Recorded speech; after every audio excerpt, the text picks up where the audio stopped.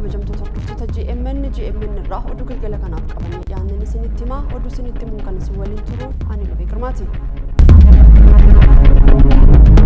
Mariin biyyaalessaa waliigaltee biyyaalessaa uumuu fi Itoophiyaa wayyituu dhalootaaf dabarsuuf qooda olaanaa qabaachuu Komishinarri olaanaa Piroofeesar Masfin Arayaan ibsan.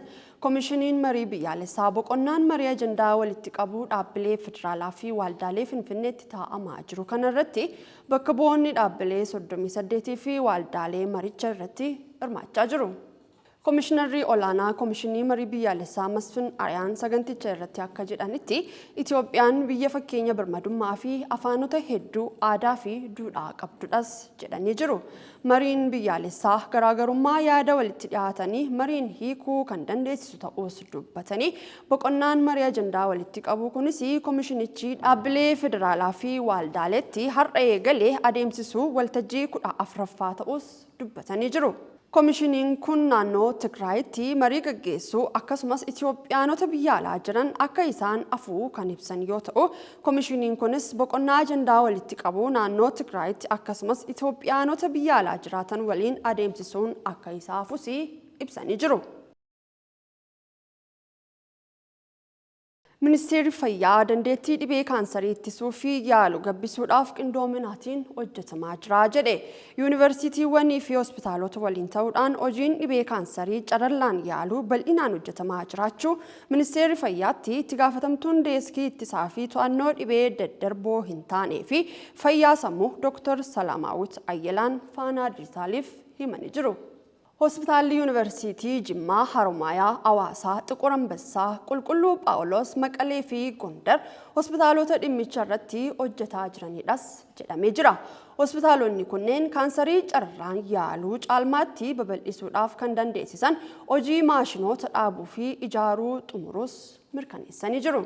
Hojiin dhiyeessii qorichaalee dhibee kaansarii guddisuus hojjetamaa jiraachuu kan ibsan yoo ta'u, qorichaaleen yaala dhibee kaansarii sirnaan fayyadamtoota qaqqabsiisuudhaaf birriin miliyoona 200 ol ramadamee hojjetamaa jira jechuudhaan Dr. Salamaawut himanii jiru. Taayiwaanitti weerarri COVID-19 saffisa sodaachisaa ta'een babal'achaa jiraachuutu dhaga'ame. Wiirtuun to'annoo dhukkubootaa Taayiwaan CDC akka beeksisetti torban darbe keessa mallattooleen COVID-19 dachaan kan dabale yoo ta'u namoota 40,000 ol wal'aansi akka barbaachisu Focus Taayiwaan gabaasee jira. Dooktarri ittaanaan wiirtuu to'annoo dhukkuboota weerarawwanii Chiyaaliin akka dubbatanitti weerarri yeroo ammaa kun saffisaan babal'achaa jiras jedhanii jiru. Caamsaa 18 haga 24tti COVID-19 waliin wal qabatee daawwannaan dhukkubsatoota mana wal'aansa deddeebii fi kutaa hatattamaa 41,402 kan ture yoo ta'u kunis torban darbee mallattoolee 19,097 galmaa'an dachaan akka caalu odeeffannoon CDC irraa argame ni mul'isa.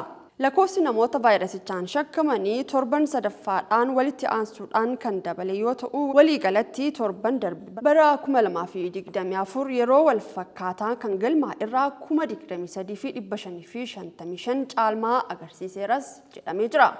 Dubbi himaan CDC Looyichuun akka ibsanitti qorannoon yeroo weerara kanaa dabalee namoota kanaan dura hin argamne argachuusaa ibsuudhaan vaayirasichi saffisaan babal'achuunsaa yaaddoo ta'us himanii jiru. Oduu biyya alaatti gaafa dabarru Ameerikaan Siriyaa keessatti alaabaa ishee fannifachuutu ibsame. Dabalata oduu kanaa lammii sireetu isinitti hima. Ameerikaan Siriyaa magaalaa Damasqootti alaabaa ishee ol kaasuun hariiroo biyyoota lamaanii ni cimsa jechuun ergamaan haaraa Sooriyaa Toom Baarak himeeti jira.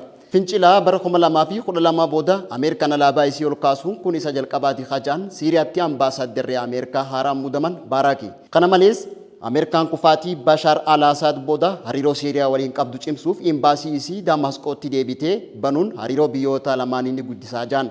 Erga waraanni biyya keessaa Siriyaa bara 2010 ka'ee hariiroon Waashingitanii fi Damasqos walxaxaa akka ture ibsaniiti jiran.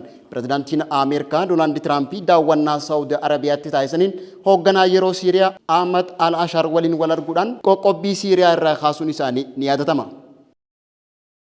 Kan hordofaa turtan GMN irraa oduun galgala kanaaf qabanne kana fakkaata. Yeroo gaariin waliin qabaatanii ulfaadhaa jechaa GMN irraa qophiilee afaan waliin turtii gaarii qabaadha.